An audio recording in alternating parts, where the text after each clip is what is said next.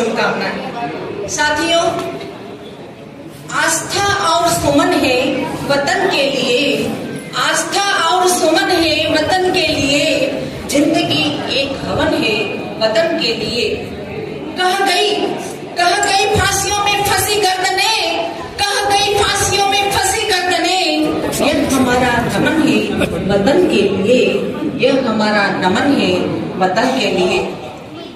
साथियों, आज का दिन सिर्फ एक तारीख नहीं है, यह वो दिन है जब गुलामी की बेड़ियों को तोड़कर भारत ने स्वतंत्र वातावरण में सांस लिया था और खुल करके जीना शुरू किया था। जी हाँ, हमने यह आजादी न किसी सरकार की मेहरबानी से प्राप्त की है और न ही किसी कागज के दस्तखत से प्राप्त की है।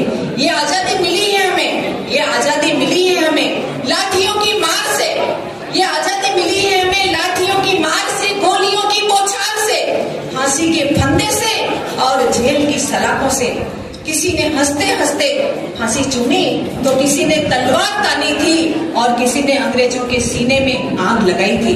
जी हाँ, आज हम भगत सिंह, चंद्रशेखर आजाद, नेताजी सुभाष चंद्र बोस, रानी लक्ष्मीबाई तात्या टोपे, सावित्रीबाई फूले और गांधी, नेहरू, पटेल जैसे हजारों स्वतंत्रता सेनानियों को श्रद्धा से नमन करते हैं और श्रद्धा सुमन अर्पित करते हैं। जी हाँ साथियों, अब वो दौर गया जब भारत को एक सॉफ्ट कंट्री कहा जाता था, परंतु अब भारत वो भारत है जो सीमा पर आंख दिखाने वाले की आंख निकाल देता है। अब भारत शांति में विश्वास तो रखता है, जी हाँ, अब भारत शांति में विश्वास तो रखता है, लेकिन दुश्मन अगर सीना ठोकता है तो भारत उसकी छाती चीर देता है, भारत उसकी छाती चीर देता है। सभी को याद है 22 अप्रैल 2025 कश्मीर के पहलगांव में निर्दोष लोगों पर हमला हुआ। महिलाओं, बच्चों, बुजुर्गों सभी से धर्म पूछकर मारा गया। ये हमला नहीं था, ये इंसानियत के नाम पर केवल और केवल एक दंगा था। और परंतु ये देश चुप नहीं बैठा साथियों। ऑपरेशन सिंदूर शुरू हुआ। भारतीय सेना ने पाकिस्तान के घर में घुसकर उन आतंकवादियों को ढूंढ कर मारा था और इस नरसंहार के पीछे जो भी थे उन सभी की कब्र भी वहीं खोदी गई जहां वो आतंकी आए थे, जहां से। और जवाब ऐसा मिला कि पाकिस्तान को भी यकीन नहीं हुआ था।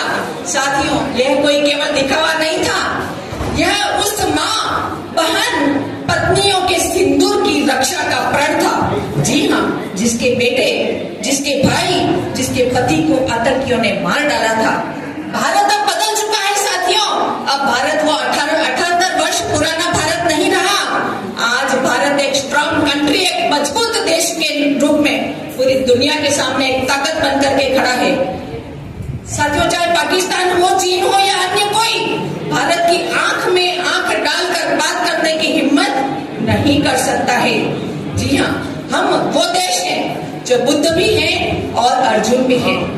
जब तक शांति रही हम सभी चुप रहेंगे, लेकिन जब यदि युद्ध चाहिए तो कृष्ण भी हमारी कमान संभालते हैं। साथियों, हमें आजादी मिल गई है, अब हमें इसको सजाना है, इसे संवारना है और इसको सहेजना है और मजबूत बनाना है। आओ हम अपने कर्म से देश को नई ऊंचाई दें, अपनी मेहनत से भारत को विश्व गुरु बनाने का दर्जा दें। और याद रखिए, भारत माँ की रक्षा सिर्फ सैनिकों का ही दायित्व नहीं है साथियों, बल्कि प्रत्यक्ष अप्रत्यक्ष रूप से हम सभी का भी दायित्व है। तिरंगा ये सिर्फ एक कपड़ा नहीं है, ये लहराता है तो देश की मान लहराती है और इसे हमें सदैव ऊपर रखना है, क्योंकि इसके पीछे हजारों शहीदों की जान लहराती है। साथियों, आपने इस कार्यक्रम में मुझे बुलाया, इतना मान सम्मान दिया, इसके प्रकाश जी कोठारी साहब और समस्त महावीर साधना समिति की टीम, सभी को मैं बहुत बहुत आभार देना चाहती हूँ। और साथ ही एक बात कहना चाहती हूँ जो हम सभी को सदैव याद रखना चाहिए।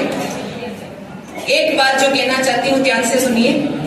बेशक इरादे बेजान हो जाए, बेशक इरादे बेजान हो जाए, चाहे आवाज बेजुबान हो जाए, परंतु देश हित को अपने उसूलों से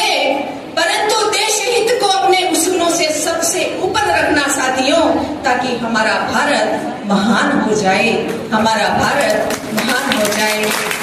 जय हिंद, जय भारत, वंदे मातरम। बहुत बहुत धन्यवाद प्रमिला जी, आपने देश कैसे आजाद हुआ उसके बारे में